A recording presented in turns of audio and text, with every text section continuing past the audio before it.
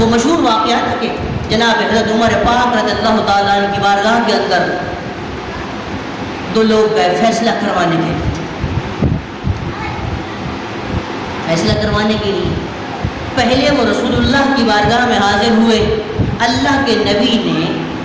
غیر مسلم کے حق میں فیصلہ کر دیا اور وہ منافق مسلمان اس نے رسول اللہ صلی اللہ علیہ وآلہ وسلم کے مبارک فیصلے کو تسلیم نہ کیا, قبول نہ کیا اور کہنے لگا چلو عمر کی بارگاہ میں چلتے ہیں, عمر اس کا فیصلہ کرے. اب جب جناب امیر المؤمنین حضرت عمر فاروق رضی اللہ تعالیٰ عنہ کی بارگاہ کے اندر وہ دونوں پہنچتے ہیں, عرض کرتے ہیں کہ ہم اپنے ایک مسئلے کے حل کے لیے آپ کے پاس تشریف لائے اور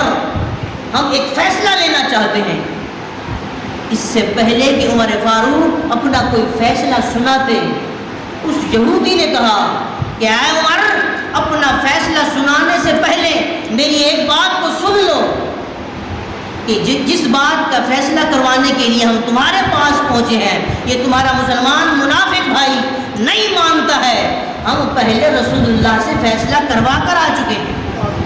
اللہ کے نبی نے میرے حق کے اندر فیصلہ کر دیا ہے, اس نے ماننے سے انکار کر دیا ہے. عمر پاک نے فرمایا پھر رکو تھوڑی دیر انتظار کرو, میں ابھی آتا ہوں. عمر پاک اپنے گھر کے اندر تشریف لے گئے, وہاں سے تلوار لے کر کے آئے اور اس منافق مسلمان کو قتل کر دیا اور پیغام دیا جو رسول اللہ کا فیصلہ نہیں مانتا ہے عمر پھر اس طرح فیصلہ کیا کرتا ہے.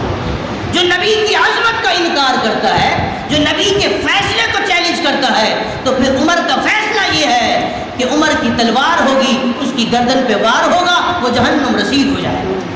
تو آج کے دور کے اندر بھی یہی ہے کہ دنیا کے کسی بھی کونے کے اندر, چاہے وہ ہندوستان ہو چاہے کوئی اور ملک ہو, کسی ملک کے اندر رسول اللہ کی شان کے اندر کوئی گستاخی کرتا ہے وہ واجب القتل ہے. ہم نے جس طرح پہلے کہا کہ اللہ کفر برداشت کرتا ہے,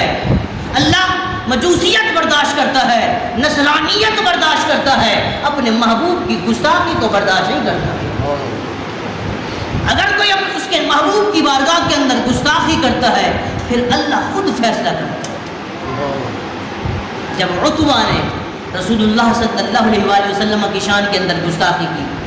اللہ کے حبیب کی مبارک زبان سے یہ جملے نکل گئے, یا اللہ اس پر اپنے کتوں سے کوئی ایک کتا مسلط کر دے. وہ کافر ہو کر گئے, اس بات پہ یقین رکھتے تھے کہ اللہ کے آخری نبی نے, وہ نبی تو نہ مانتے تھے مگر انہیں پتا تھا کہ اس محبوب ہستی نے, اس محبوب ہستی کی زبان سے جو جملہ نکل گیا ہے وہ پورا ہو کر کے رہے. پھر وہی ہوا کہ ایک سفر کے دوران جب قافلہ ایک مقام پر رکا تو ابو لہب کہنے لگا کہ مجھے ڈر ہے کہ محمد عربی صلی اللہ علیہ وآلہ وسلم کی دعا قبول ہو جائے گی اور میرا بیٹا آج کسی درندے کا شکار ہو جائے گا. تو ان لوگوں نے اپنے اونٹوں کی دیوار بنائی, بیچ میں اس عتبہ کو بٹھایا اور چاروں طرف اس کے پھیل گئے اس کی حفاظت کے لیے. اللہ اکبر, مصطفیٰ کی زبان سے جملے نکلے. سب سو گئے, اونٹوں کی دیوار بنی ہوئی ہے, وہ درمیان میں بیٹھا ہوا ہے. اللہ نے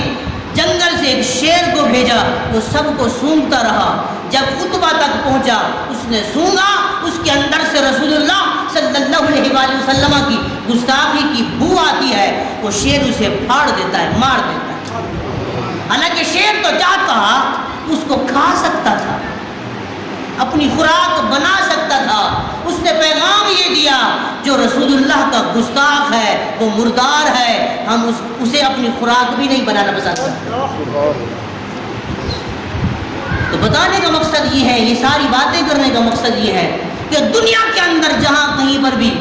رسول اللہ کی شان میں گستاخی ہوتی ہے,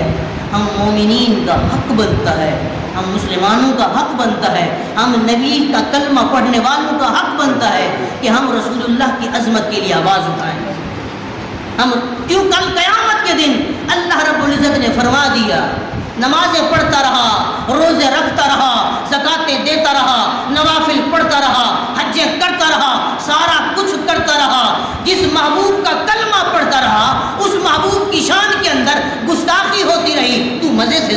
مسل کرتا رہا. اور کل قیامت کے دن اگر آج ہم کھڑے ہو جاتے ہیں رسول اللہ کی عظمت کے لیے آواز کو بلند کرتے ہیں تو کیا معلوم ہمارا یہی عمل کام آ جائے. وہ کہتے ہیں نا کہ جب مصر کے اندر حضرت یوسف علیہ السلام کو بیچا جا رہا ہے وہ ایک بڑھیا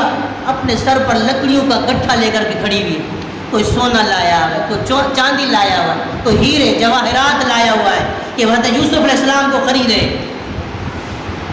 تو کسی نے اس بڑھیا سے پوچھا اللہ کی بندی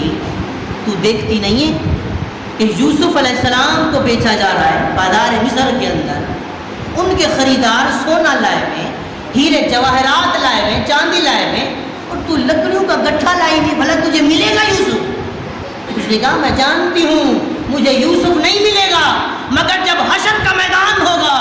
یہ یوسف علیہ السلام کے خریدار لائن میں کھڑے ہوں گے تو وہاں میرا بھی شمار ہو رہا ہوگا.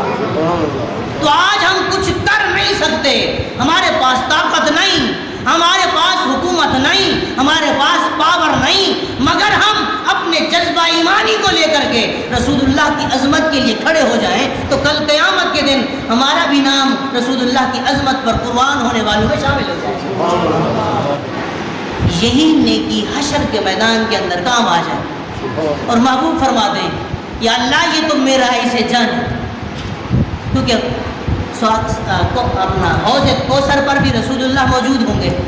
پیاسوں کو پانی پلا رہے ہیں اور محبوب نے دیکھ لیا یہ تو میرا دیوانہ ہے, میری عظمت کے لیے نکلا تھا, ہٹو بھائی پہلے اسے پانی دیا جائے.